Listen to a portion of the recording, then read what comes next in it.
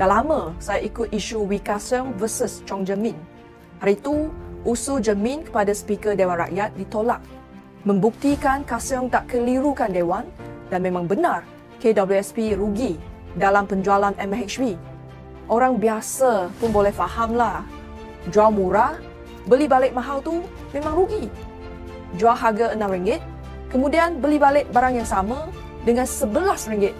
Buat apa bazir wang sampai 539 juta hingga 686 juta untuk beli semula 9.9% pegangan saham MHB yang telah dijualnya sebelum itu. Wang ni lebih daripada RM1 tau.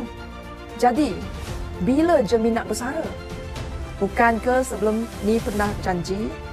Kata, kalau Ka Siong dapat buktikan KWSP rugi walau RM1, dia nak bersara daripada politik.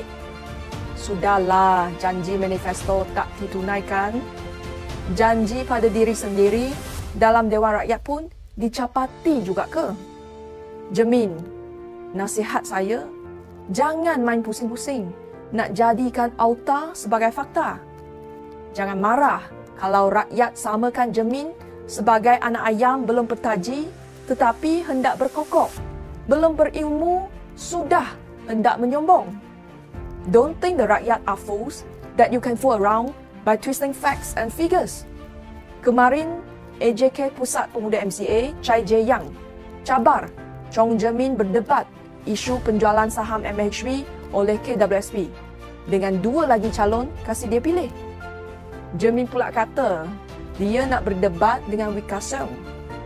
Jemin lupa kot. Kalau ikut cara DAP, hanya raja boleh lawan raja. Apa kata? Anthony Loke berdebat dengan Wee Ka Siong. Jemin kata, MCA tak ada siapa-siapa yang boleh berdebat dalam ketiga-tiga bahasa. Jadi, saya cabar Jemin, man up. Marilah berdebat dalam bahasa Malaysia, bahasa Cina dan bahasa Inggeris sebelum anda nak bersara.